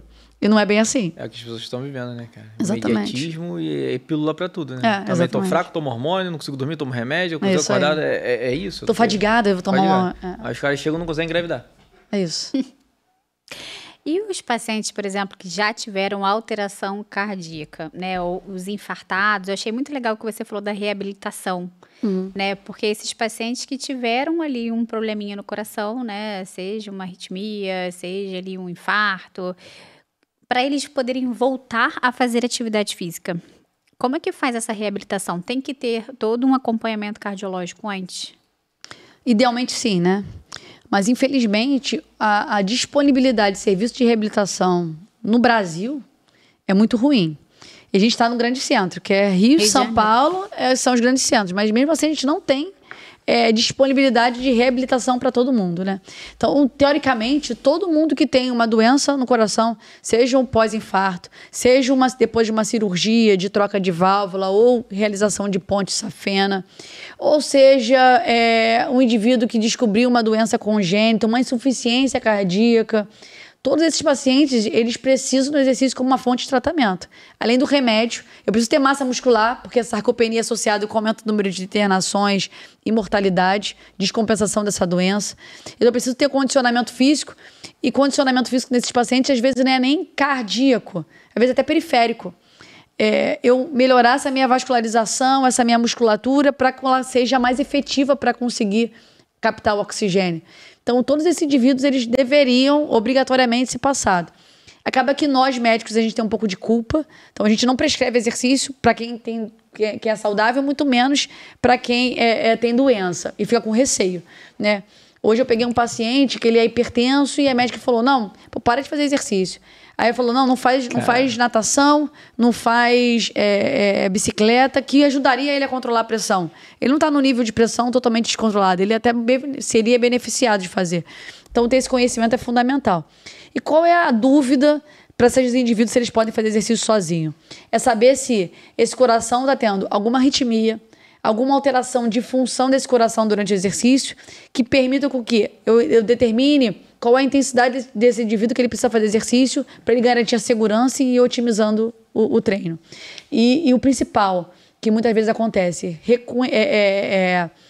conquistar novamente a segurança, que eu posso. Que depois que você sofre uma questão dessa, ou descobre até uma doença obstrutiva do coração, você fica com receio.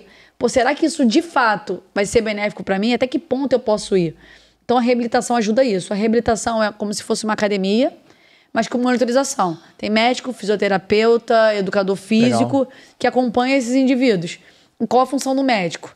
Para saber se ele chegou ali compensado, se ele tem algum sintoma de descompensação dessa doença, e se está tendo alguma arritmia, e aí esses exames preliminares são fundamentais, se está tendo alguma arritmia durante o exercício, se está tendo alguma alteração sugestiva de isquemia nesse coração, ou uma alteração pulmonar, enfim, para liberar esse cara com segurança para ele usar o exercício como uma ferramenta de tratamento.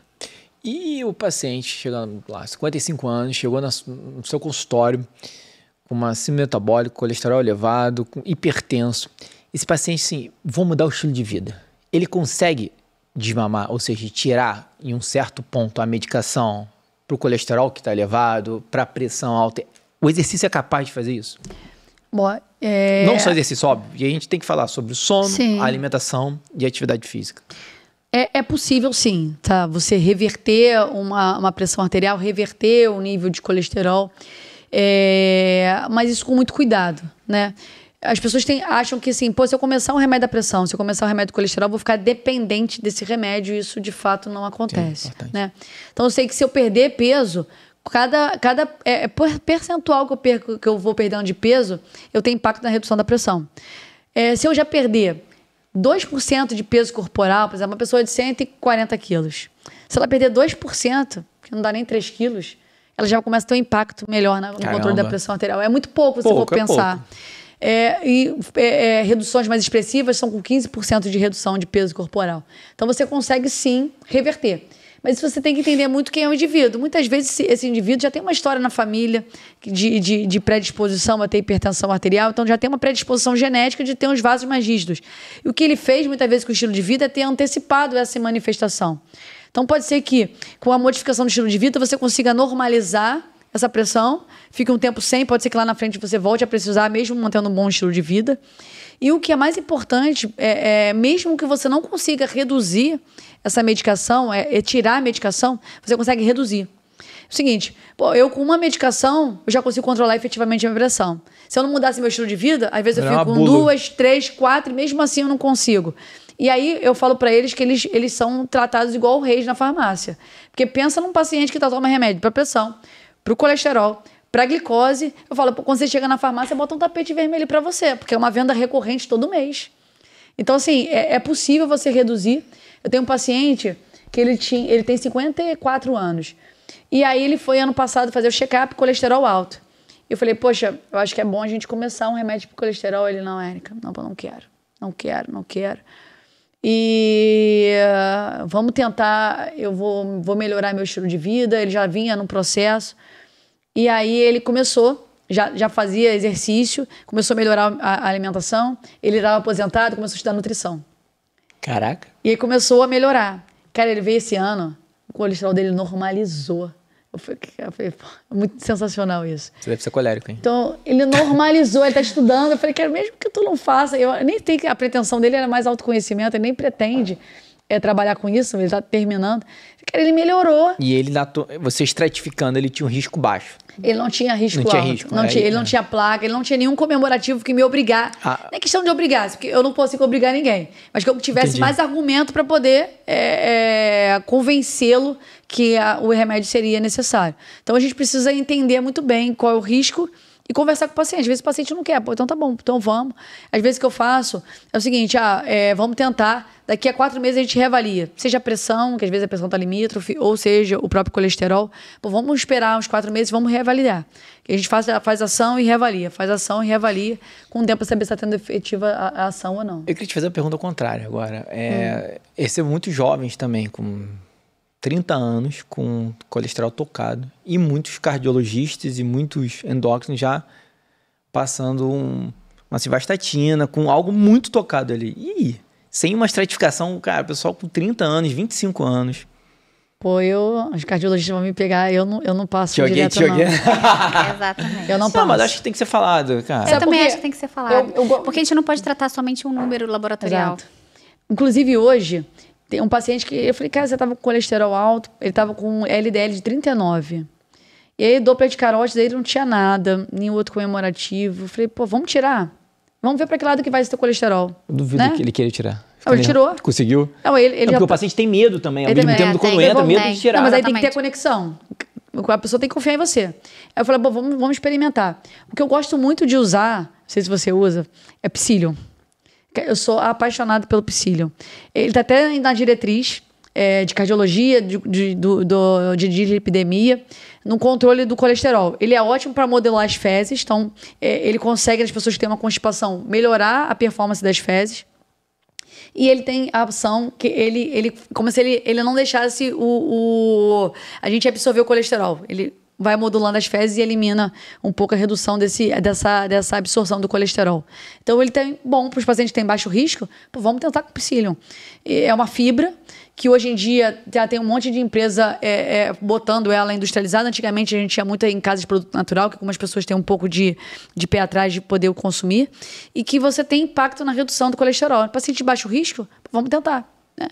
Agora, a indústria está até trazendo o ácido bempedóico para também reduzir, tirando a estatina. Pensa no... E agora eu vou jogar uma polêmica aqui. Pensa na indústria farmacêutica. Um cara de 25 anos, 30 anos, com colesterol aí de 130, 135. Eu vou condenar essa pessoa a usar a estatina exatamente. Por 50 anos... Pô, isso é E o efeito contrário da estatina? Pô, pensando financeiramente, isso é um bom negócio. Diminuição, testosterona, diminuição. Aí a gente vai falar um pouco que tem muito a ver da formação nossa. Sim. Da parte acadêmica em relação a essas medicações também. Ninguém está falando que é contra a medicação. Sim. A questão é pelo contrário. Ao mesmo tempo que eu falo ao contrário do paciente de 60 anos com risco avançado tratando com ômega 3. Não é assim, entendeu? Agora, você não pode pegar um jovem de 25 anos fazendo uso dessas medicações que o médico, é o que a gente fala, melhor estilo de vida. Não pode. Né? E o impacto do ômega 3? Já que a gente começou a falar até sobre suplementação. O ômega 3, eu vejo pouco impacto na redução de fato dos níveis de colesterol, sabe? Na minha prática, no meu dia a dia, eu não vejo um grande impacto. Eu gosto muito mais do Psyllium do que do ômega 3 para efetivo controle do colesterol dos meus pacientes.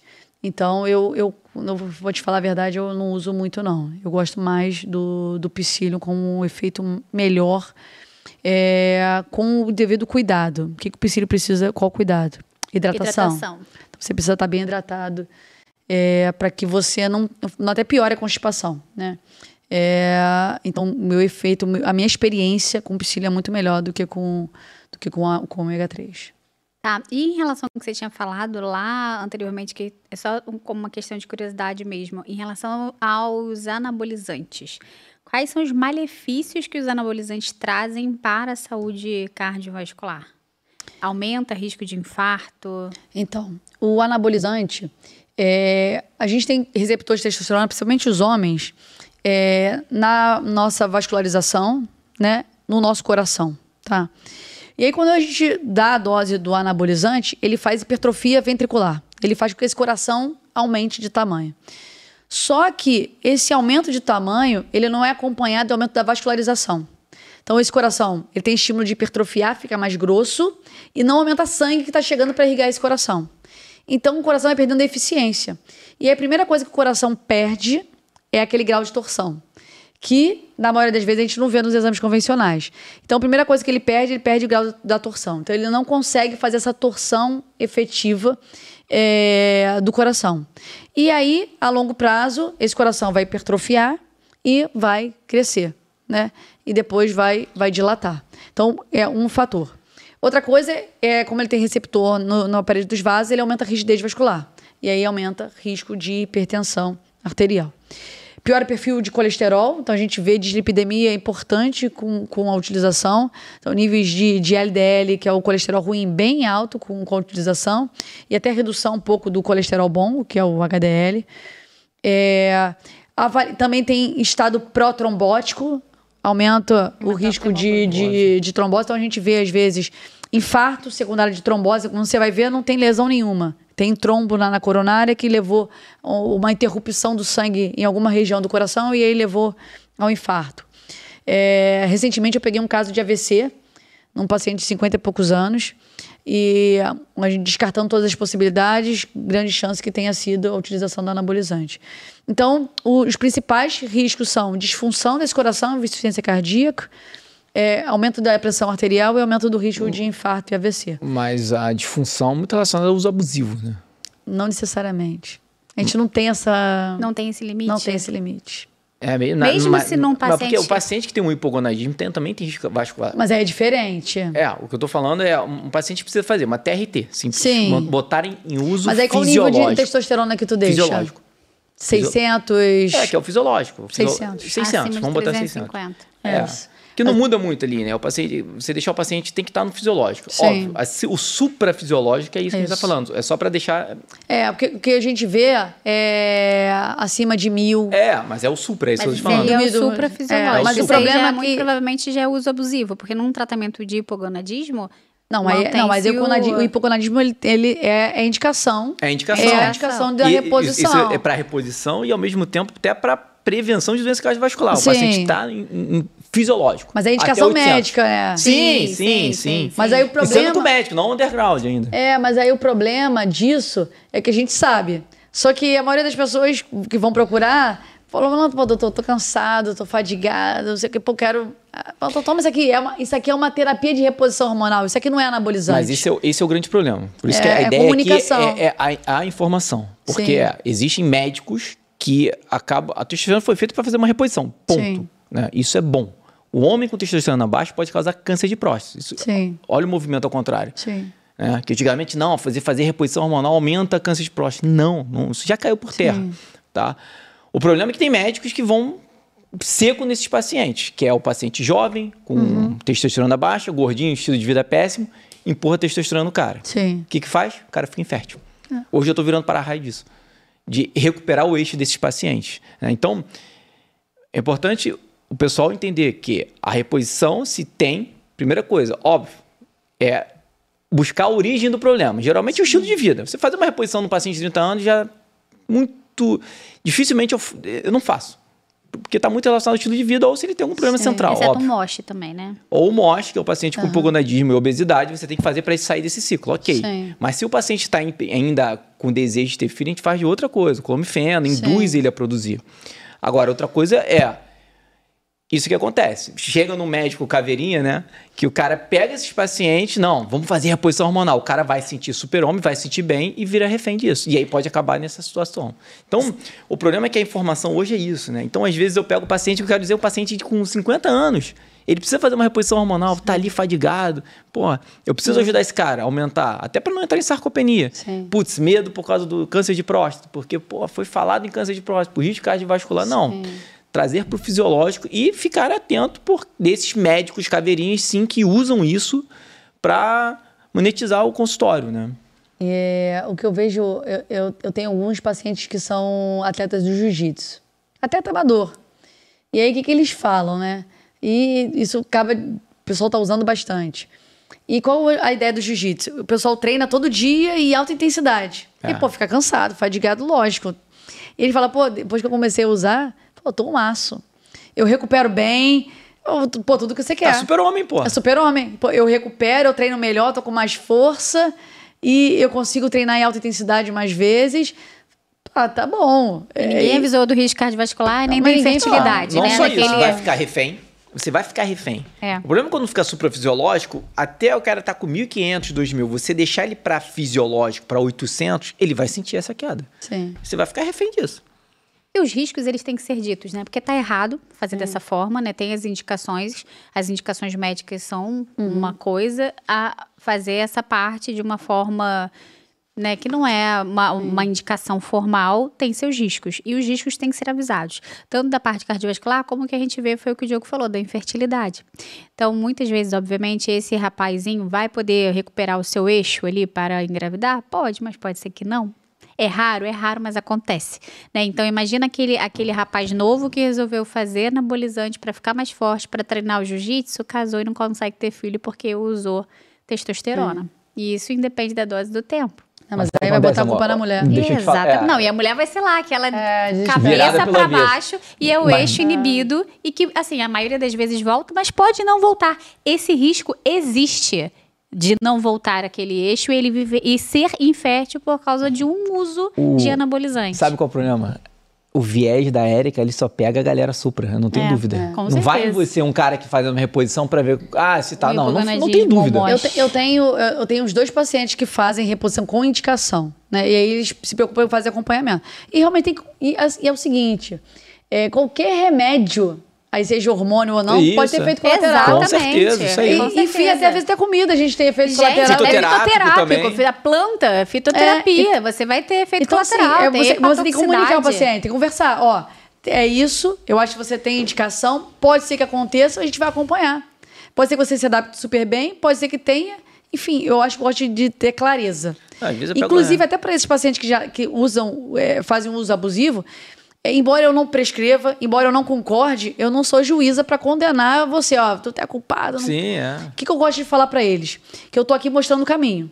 Tá acontecendo isso, isso e isso. Se você continuar usando, a chance é essa.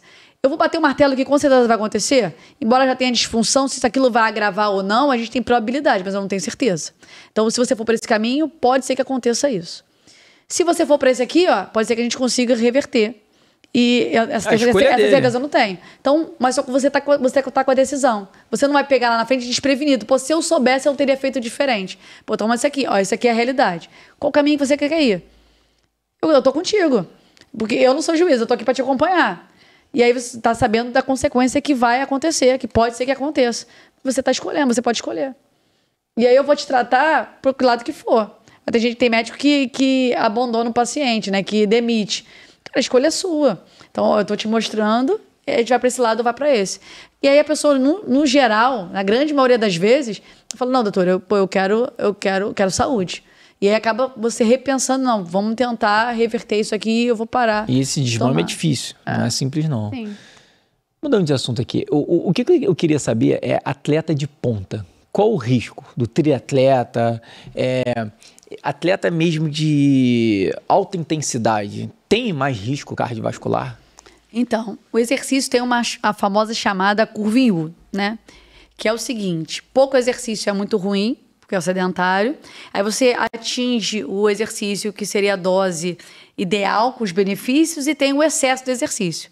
Infelizmente, a gente não tem essa fórmula mágica. Qual é o valor aqui, a chave, para poder dizer que você tem um excesso? E o que a gente vê com os esportistas, os atletas que fazem exercício? E não é só atleta de ponta. Hoje em dia, os esportistas estão treinando pra caramba, fazendo ultramaratona, o Ironman. Então, tem cada vez mais pessoas engajadas em exercícios de alta intensidade, altos volumes. Aumento de fibrilação atrial, porque esse coração é adaptado, ele aumenta de tamanho para poder aumentar essa capacidade desse sangue bombear, a efetividade. Mas isso vai desestruturando a arquitetura do coração. Então, a gente vê que tem aumento do átrio, né? Um dos átrios, que é o átrio esquerdo, e aumenta o risco de fibrilação atrial. Outro dado que a gente vê muito é aumento da calcificação vascular, arterial, né? Então, a gente vê aumento da calcificação das artérias do coração. Mas a gente não vê aumento do número de infartos. Ou seja, mesmo assim, é melhor você fazer exercício do que você não fazer. O que tem crescido muito ultimamente é você fazer exercício em prol da tua saúde. Por quê? Porque se você for para o exercício, eu sei que tem gente que adora uma competição, é competitivo.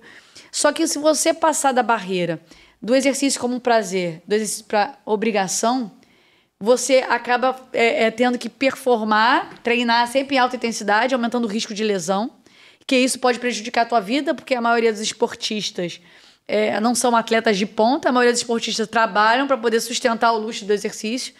Isso pode impactar no trabalho, inclusive financeiramente, se você tiver alguma lesão que te deixe com uma incapacidade. Então, tem crescido esse objetivo de exercício para a saúde, né? E aí, o que acontece? O exercício com essa obrigatoriedade de performance aumenta o risco de ansiedade. Ou seja, você vai para o exercício com o objetivo de reduzir a ansiedade, vai pro exercício, você começa a se impor uma obrigatoriedade igual ao virou um trabalho, estresse. igual ao estudo, e aumenta a estresse, você sabe que você quer performar, você quer ir melhor, e aí você, quebra na prova, e aí você lesiona. Ano passado, eu participei da minha primeira maratona. Então, eu me propus a fazer isso, até uma forma de engajar meus pacientes, eu me propus a treinar para correr os 42 quilômetros. Deus me livre. Né? E aí eu treinei. Bicicleta elétrica. Foi muito bom. Eu adorei o processo. Mas minha conclusão no final. Depois de 6 meses de treinamento, eu comecei a sentir meu quadril. Né? Eu falei, cara, eu quero exercício para quê? Eu quero acabar o exercício, fazer uma prova no final de semana, e na segunda tá pronta para academia de novo. Tá bom. Então eu não quero. Então, assim, tem um limite. Só para dizer que eu fiz a maratona, foi um desafio pessoal que eu gostei bastante, mas vou fazer todo ano? Não vou. Então, eu acho que esse autoconhecimento para saber até que ponto o exercício está sendo benéfico, até que ponto está me causando prejuízo. Tudo em excesso então, é ruim. Eu pego atleta de basquete que mal consegue correr porque tá todas as articulações, os ligamentos do pé ferrados. Então, o esporte, ele não necessariamente é associado com saúde. Tem a saúde cardiovascular, tem o prejuízo que pode aumentar a fibrilação e calcificação. E também tem as alterações articulares. Jogador de futebol, todo mundo tem o joelho bichado. Basquete, agora eu descobri que o tornozelo de todo jogador de basquete é bichado. Então, isso pode impactar no teu dia a dia. E lá na frente, quando tu ficar velhinho, mais artrose, mais rigidez. Então, assim, eu vejo hoje o exercício, eu sou muito competitiva, mas hoje eu tenho mudado um pouco o meu pensamento, que é um exercício mais por prazer do que só por resultado e você tá sempre em alta performance. Não, vamos tentar abaixar um pouco e viver de uma forma prazerosa que o exercício pode trazer pra gente. O Marcinho não faz nem a metade que você faz, né? O Márcio faz musculação, faz jiu-jitsu, agora ele entrou nessa. Tá no futebol ainda? E tá no futebol. E tá trabalhando, às vezes ele trabalha. Marcinho. Maravilha, doutora Érica. Muito bom. Muito bom. Ou seja, deixa aquela mensagem, fazer exercício físico. Eu vou deixar uma mensagem de um psicólogo que é o Jordan Peterson, Uhum. do livro que eu amo, que é As 12 Regras para a Vida. E uma das regras é a seguinte: cuide de você como você cuida das pessoas que estão sob sua responsabilidade. E aí vem o estilo de vida, o exercício, a alimentação, o sono, você se reconhecer como você mesmo, o que você gosta de fazer, e não só o que o outro gosta. Então, todos esses pilares fundamentais do estilo de vida para você cuidar de você, assim como a gente cuida dos outros. Maravilha. E fala pra gente o seu @ no Instagram. Então, meu Instagram é doutora.erica.vidal. Tá aqui anotadinho pra vocês. Isso. E no YouTube também é a mesma coisa. E fala, no YouTube também é o mesmo. doutora.erica Vidal. Tá.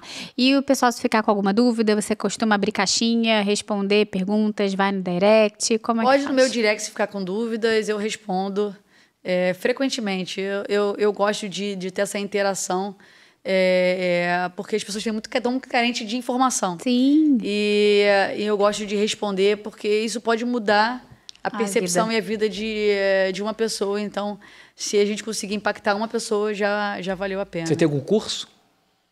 Eu tenho curso. Tá aberto? Como é que Eu fiz um curso de hipertensão descomplicada. Qual é a ideia do curso? De eu ensinar a pessoa a cuidar da hipertensão sem ser só com remédio. Por exemplo, vai no médico. Você não sabe o que o médico está avaliando, nem sabe se está sendo bem acompanhado ou não. E aí, muitas vezes, a gente pega o que o exame está avaliando, o que o eco vê, o que o eletro vê, o que o mapa, as pessoas têm confusão. E também o estilo de vida. O que eu faço para melhorar a minha pressão com o exercício, com a alimentação, com o sono, a higiene do sono. Então, eu montei esse curso para que as pessoas aprendam a entender como é que trata a pressão e mudar um pouco a responsabilidade. Tá aberto, tem um link, eu vou deixar com vocês, para vocês botarem um link no Hotmart para as pessoas terem acesso. Mas lá no seu Instagram não consegue clicar no linkzinho? Eu ainda tenho que botar lá no Instagram. E para marcar consulta? Link do Instagram? Link no Instagram. Tá no Instagram. E o seu livro, como é que é para adquirir o livro? No livro tem lá o link no Instagram. Foi um livro exatamente pensando no tudo que eu acredito. Muito legal. Né? Precisamos falar de saúde para prevenir as doenças, para que as pessoas consigam ter uma percepção. Só vou dar valor quando eu perder. Eu tenho que dar valor enquanto eu tenho, para poder conquistar cada vez mais. E pensar que para ter uma velhice boa, começar agora, né? É isso. Vou dar exemplo dos meus pais, né? Você conhece, isso, né? pô. Janinha, Vigilinha, futebol, treino, joga futebol e... Dá conta das crianças tranquilo. Total, pra gente estar aqui, né? Regianinha tá lá com as 70 anos crianças. estão lá. Só falta plantar uma árvore, né? Eu já plantou. Eu já plantei uma árvore. Ah, então faltou tudo. Já plantei Filho, uma livro e árvore. árvore. Lá em Bonito. Fiz um passeio de bicicleta, botei o Márcio para... Falei, isso aqui, Eric, isso aqui é uma viagem ou é um triatlon? Eu botei ele para pedalar, para nadar, a gente nem tinha filho ainda. E aí, num passeio de bicicleta, tinha para plantar uma árvore. Depois já plantei minha árvore. Até plantou a árvore já. Maravilha, muito bom. Muito obrigada pela sua participação aqui. Foi enriquecedora. Com certeza você ajudou muita gente, até mesmo a ter essa noção da importância do exercício físico para a saúde e principalmente também para o coração. Muito obrigada. E médica do nosso centro médico, né? É verdade, nossa centro cardiologista médico, do centro médico. Santa Jacinta Marto. Ela estará lá para atender a nossa população carente também.